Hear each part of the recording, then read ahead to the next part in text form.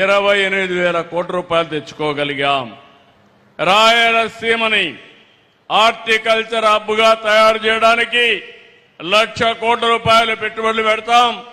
ఇందులో 40,000 కోట్ల రూపాయలు కేంద్ర సహకారంతో రుణం తెచ్చుకుంటున్నాం. కొంత గ్రాంట్ ఇచ్చారు. 60,000 కోట్ల రూపాయలు ప్రైవేటు పెట్టుబడులు వస్తాయి.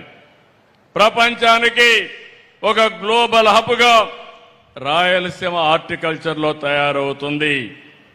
ఇవన్నీ కూడా ఒక ఎత్తు అయితే వారి మైండ్ ఎప్పుడు కూడా క్రియేటివ్గా పనిచేస్తుంది.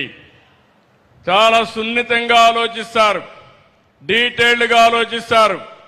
నేను పోయినప్పుడు ఒకటే చెప్పారు, మీరు హై ఇంట్రెస్ట్ రేట్లు ఉన్నాయి, ఇవి తగ్గించకపోతే చాలా ఇబ్బందులు వస్తాయని చెప్పి 12-13% రేట్ ఆఫ్ ఇంట్రెస్ట్ ఉంటే వారి సహకారంతో 8-9%కి తెచ్చాం.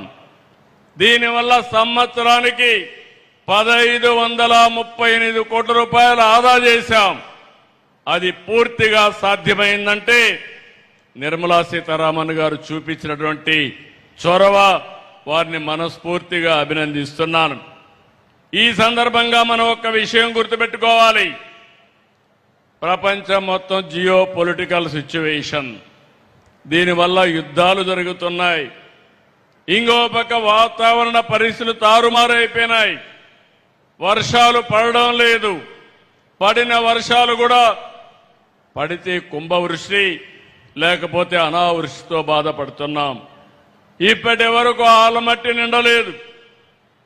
కింద నుండి నారాయణపూర్ ఉంది, జోరాలుంది, తర్వాత శ్రీశైలం నాగార్జున రావాలి.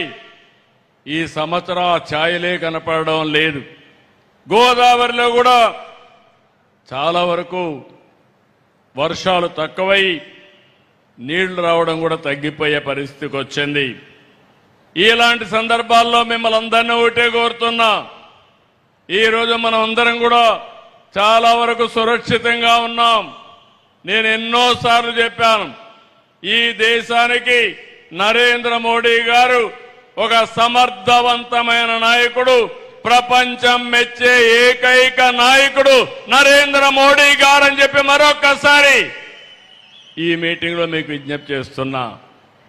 వారు నాయకత్వం ఇస్తే నిర్మలా సీతారామన్ గారు దేశ ఆర్థిక వ్యవస్థని సమర్థవంతంగా నిర్వహిస్తున్నారు.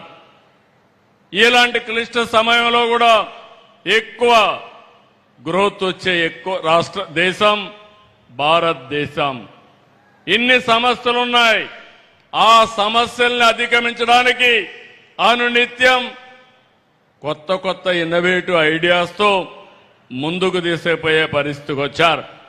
ఈరోజు ఇక్కడుండే ఆడబిడ్డలందరినీ ఒకటి కోరుతున్నాను. ఈరోజు నిర్మలా సీతారామన్ గారు ఒక ఆదర్శం, ఒక మహిళ ఆదర్శవంతంగా పనిచేస్తున్నారు. ఈరోజు దేశాన్ని సమర్థవంతంగా నడిపిస్తున్నారు. ఆ స్ఫూర్తినే తీసుకుని మా డాక్రా సంఘాలని 10 లక్షల సంఘాలున్నాయి, 1,10,00,000 మంది సభ్యులున్నారు.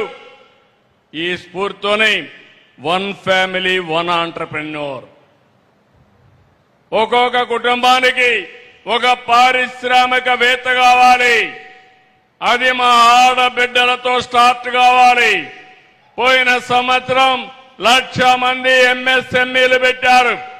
ఈ సంవత్సరం 5 లక్షల మంది ఎంఎస్ఎంఈలుగా తయారు చేసే బాధ్యత ఈ ప్రభుత్వం తీసుకుంటుంది. దీనికోసం ఇప్పటికే మీరు ఒక్కసారి ఆలోచిస్తే దేశంలోనే నెంబర్ 1గా ఉన్నాం. పోయిన సంవత్సరం మీరు చూస్తే 1,50,000 మంది టార్గెట్ పెట్టుకుని 99% ఇచ్చాం. దేశంలో ఎక్కువగా డబ్బులు తీసుకున్న రాష్ట్రం ఆంధ్రప్రదేశ్ రాష్ట్రం. మా ఆడబిడ్డల్లో నీతి ఉంది, నిజాయితీ ఉంది. ఎవరైనా అప్పు తీసుకుంటే 99.9% తిరిగి కట్టేసే పరిస్థితికి వచ్చారు. ఈ సంవత్సరం 1,67,000 మందికి రుణాల కోసం ప్లాన్ చేస్తున్నాం. ఇది కూడా సాధ్యం అవుతుందని చెప్పి కూడా నేను